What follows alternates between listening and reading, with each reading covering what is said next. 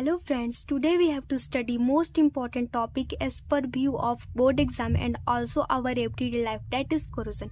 In this video we have to know that what is corrosion and how can it affect in our everyday life, and then we have to know some common form of corrosion and its prevention. So first we know that what is corrosion.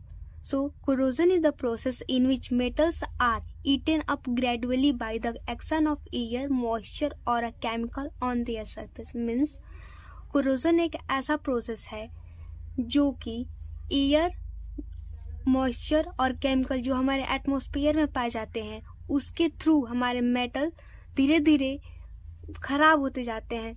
हम लोग देखते हैं कि कोई भी हमारे घर में चाहे कहीं भी आयरन ऑब्जेक्ट हो, कॉपर का ऑब्जेक्ट हो, सिल्वर ऑब्जेक्ट हो, वो धीरे धीरे मतलब जैसे आयरन पे देखा जाए तो धीरे धीरे आयरन हमारा रेडिश ब्राउन हो जाता है, कॉपर को देखे तो धीरे धीरे ग्रीन हो जाता है, और सिल्वर चांदी के सिक्के, चांदी के बर्तन और भी सारे चांदी के गहने पर देखे तो चांदी हमारा ब्लैक हो जाता है. वो कुछ और नहीं, वो कोरोजन है.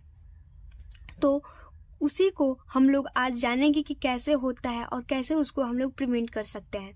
तो हमारा पहला पॉइंट है corrosion is caused mainly by oxidation of metal by the oxygen of air.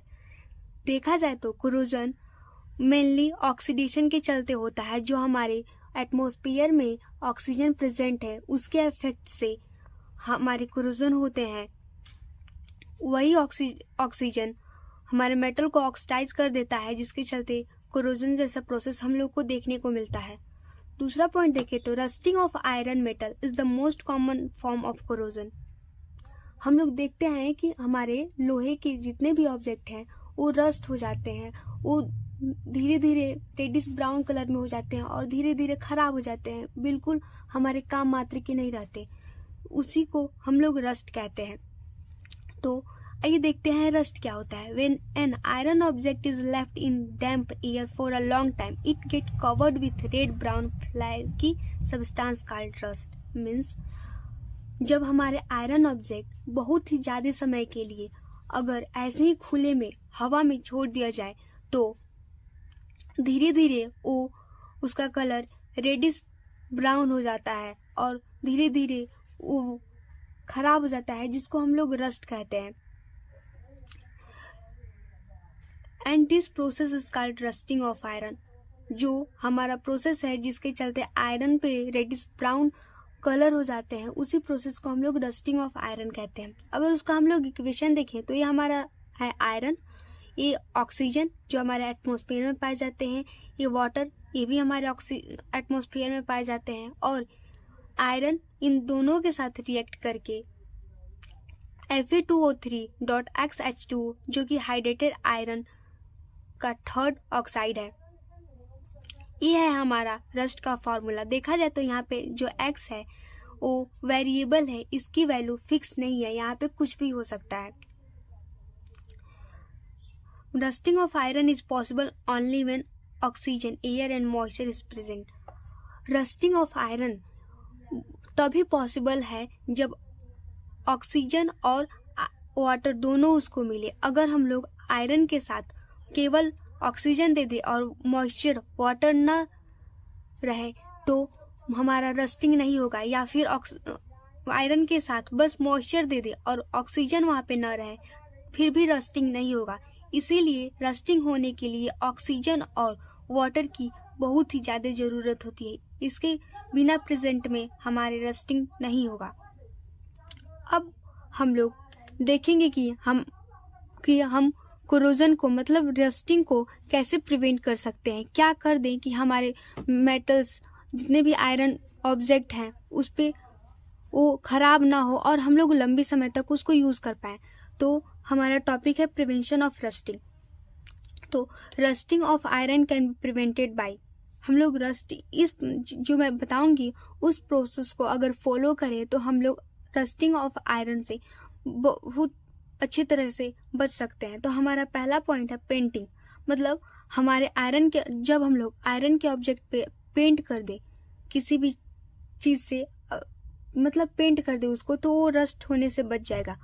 हमारे आयरन की ऐसे बच जाएगा कि हमारे आयरन के ऑब्जेक्ट पे ऊपर एक पेंट का लेयर बन जाएगा जो कि एटमॉस्फेयर के ऑक्सीजन और मॉइस्चर से बचाएगा, जिससे हमारा रस्टिंग नहीं होगा। दूसरा पॉइंट है अप्लाइंग ग्रीस और ऑयल।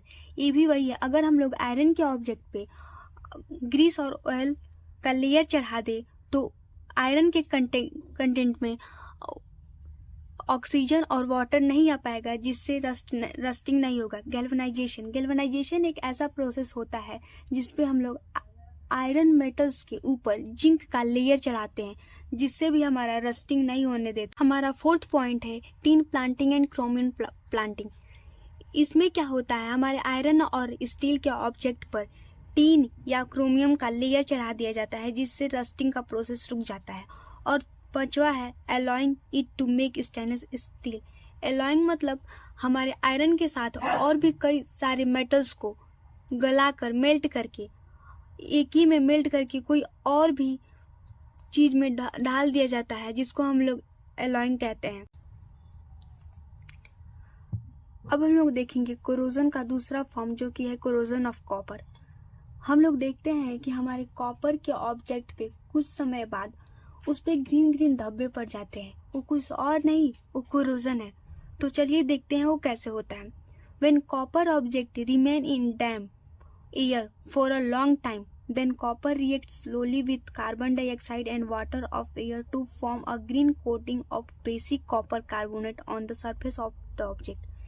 जब हमारा कॉपर ऑब्जेक्ट लंबे समय के लिए ऐसे ही खुले हवा में छोड़ दिया जाता है तो वह कॉपर हमारे एटमॉस्फेयर के कार्बन डाइऑक्साइड और वाटर मॉइस्चर के साथ रिएक्ट करके बेसिक कॉपर कार्बोनेट बनाता है, जो कि ग्रीन कलर में होता है और उसको कोरोट कर जाता है। अगर उसका हम लोग इक्वेशन देखें तो Cu कॉपर और CO2 हमारे कार्बन डाइऑक्साइड और H2O वाटर, जो कि दोनों एटमॉस्फेयर से पाए जाते हैं, मिलके बनाते हैं CuCO3.COOH का होल ट्वाइस।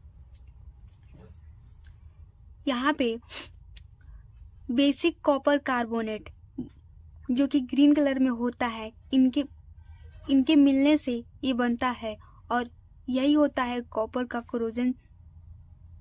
इसी के चलते हमारे कॉपर ऑब्जेक्ट ग्रीन कलर के हो जाते हैं।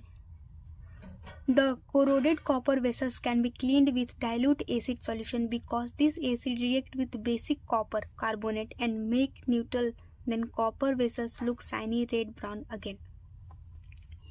हमारे जो कॉपर में जो ग्रीन धब्बे पड़ जाते हैं उसको निकालने के लिए, मतलब कॉपर के कोरोजन को हटाने के लिए हम लोग उसको डाइल्यूट एसिड से रिएक्ट करवाते हैं, जिसके चलते copper basic copper carbonate base होता है। और जब हम लोग उसको एसिड से रिएक्ट करवाएंगे तो वो दोनों न्यूट्रल हो जाएंगे और फिर उसके बाद हमारा कॉपर जैसे पहले था शाइनी चमकने लगेगा और फिर से अपने कलर रेडिश ब्राउन कलर में आ जाएगा।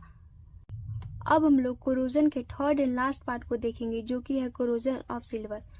Silver object combine slowly with hydrogen sulphide gas present in air to form a black coating of silver sulphide. मतलब हम लोग देखते हैं कि हमारे सिल्वर के ज्वेलरी, सिल्वर के सिक्के, सिल्वर के बर्तन पे कुछ ब्लैक कलर के धब्बे आ जाते हैं। वो कुछ और नहीं, वो कोरोजन है, सिल्वर का कोरोजन, जो कि हमारा सिल्वर हाइड्रोजन सल्फाइड गैस जो कि एटमॉस्फेयर में पाया जाता है उससे रिएक्ट करके सिल्वर सल्फाइड बनाता है, जो कि ब्लैक कलर में होता है।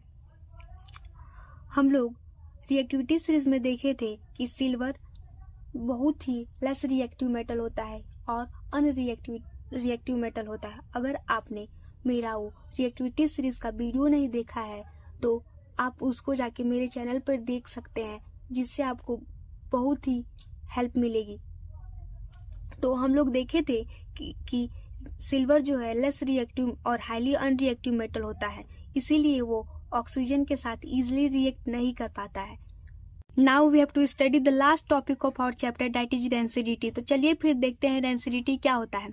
The condition produce by aerial oxidation of fat and oil in food marked by unpleasant smell and taste is called density. Means जब हमारे ऑयली और फैटी फूड का ऑक्सीडेशन हो जाता है तो उसमें से अनप्लीजेंट स्मेल एंड टेस्ट आने लगते हैं। उस प्रोसेस को हम लोग डेंसिटी कहते हैं। हम लोग देखते हैं कि अगर हमारे घर में सुबह चावल बना है तो वो दूसरे दिन खाने लायक नहीं रहता है। और भी बहुत सारे ऐसे भोजन होते हैं हमारे घर पे जो बनते हैं कि हम लोग उसको कुछ ही समय तक खा सकते हैं, उसके बाद अगर हम लोग उसको खाना चाहें तो नहीं खा सकते हैं, क्योंकि वो हमारी भोजन खराब हो जाती हैं। और अगर उसको हम खा भी लेते हैं तो हमारे शरीर के अंदर अन्य तरह की बीमारियां हो जाएंगी। अब हम लोग देखेंगे कि रेंसिडिटी के प्रोसेस से हम अपने फूड को कैसे प्रिवेंट कर सकते हैं, कैसे अपने फूड को सड़ने से बचा सकते हैं। तो हमारा पहला पॉइंट है by adding antioxidant of food containing fat and oil. Means हम अपने फूड में अगर एंटीऑक्सीडेंट मिला देंगे तो हमारे फूड रेंसिडिटी से बच जाएगा। एंटीऑक्सीडेंट अगर हम लोग जाने तो शॉर्टकट में एक होता है BHA और एक होता है BHT। एक कोई केमिकल होते हैं जो हमारे फूड को सड़ने से बचाते हैं। दूसरा हमारा पॉइंट है keep food in air tight container help to slow down the oxidation. अगर हम लोग अपने फूड को एयर टाइट कंटेनर में रखेंगे तो वहाँ पे हमारा ऑक्सीजन नहीं जा पाएगा, हमारा फूड ऑक्सीजन के कंटेक्ट में नहीं जा पाएगा, जिसके चलते हमारे फूड में ऑक्सीडेशन नहीं होगा और हमारा फूड सड़ने से बच जाएगा। तीसरा पॉइंट है by packaging fat and oil containing food in nitrogen gas.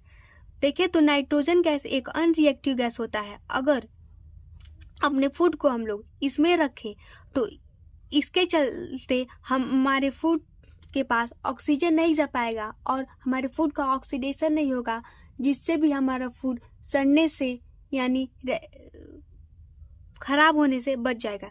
चौथा पॉइंट देखें तो हम लोग by keeping food in refrigerator. हाँ, रेफ्रिजरेटर का टेम्परेचर बहुत लो होता है, उसके चलते अगर हम लोग अपना फूड रेफ्रिजरेटर में रखते हैं तो हमारा फूड सड़ने से बच जाएगा। अब लास्ट पॉइंट है bye storing food away from the light. हम अपने फूड को अब्सेंस ऑफ लाइट में रखेंगे तो वहाँ पे रेंसिडिटी की प्रोसेस बहुत ही स्लो डाउन होगी, जिससे हमारा फूड कुछ समय तक बच सकता है और हम लोग उसको खा सकते हैं।